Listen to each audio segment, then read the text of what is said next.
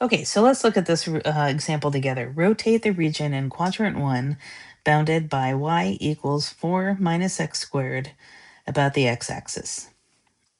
So the first thing we should do is draw our picture. So 4 minus x squared, that's a parabola that opens down. It's got a y-intercept at 4, and then the x-intercepts are going to be at plus or minus 2. So it'd be this. I'm not going past the x-axis because it did say quadrant 1. I actually drew more than I need. So it's going to be this region right here.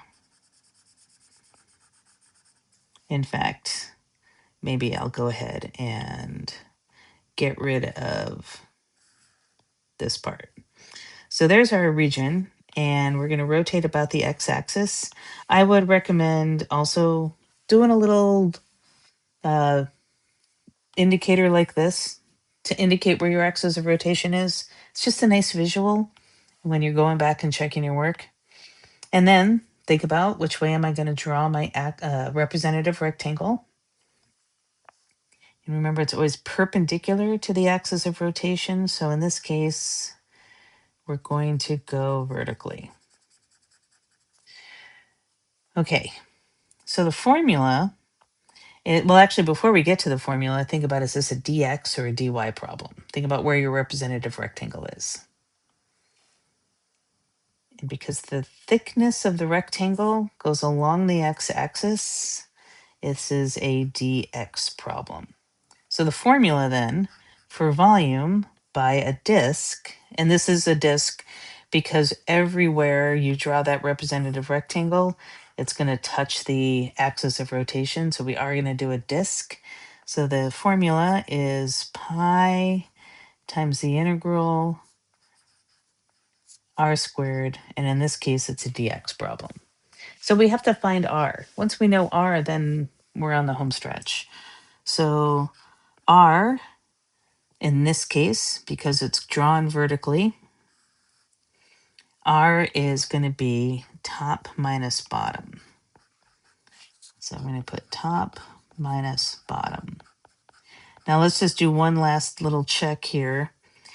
No matter where we draw this rectangle, it's always the same thing on the top and always the same thing on the bottom. So we don't have to worry about creating two different integrals.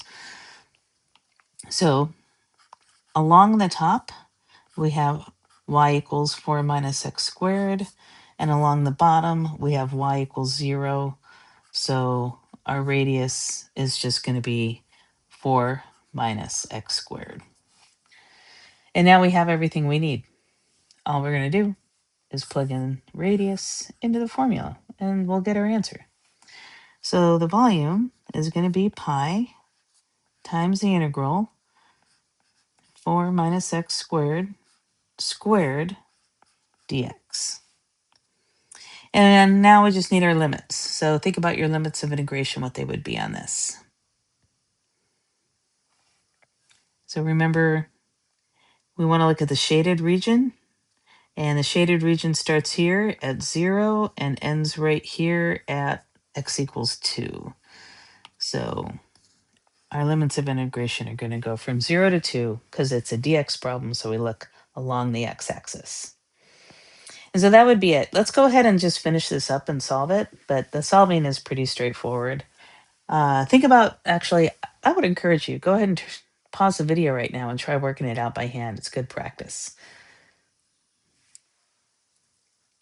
Okay, I'm going to go ahead and work it out now. We are going to have to, first of all, square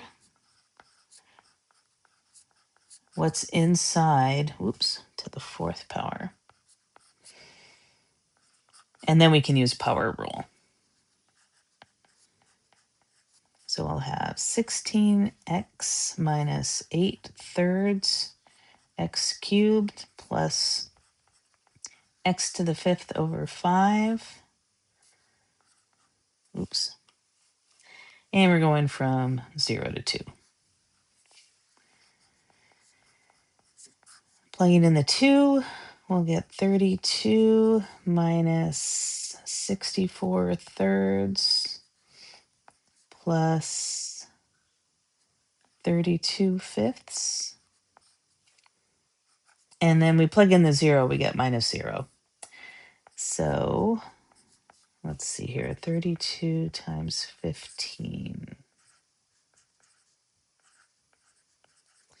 So we'll have 480 over 15 plus 320. Oops, that's a minus. Over 15 plus 96 over 15. And hopefully I am doing my arithmetic right. 480 minus 320 is 160. So 256 pi over 15. And there's the end of the first example. Zoom out so you can see all of it at once. Okay. Next video, we'll have another example for you.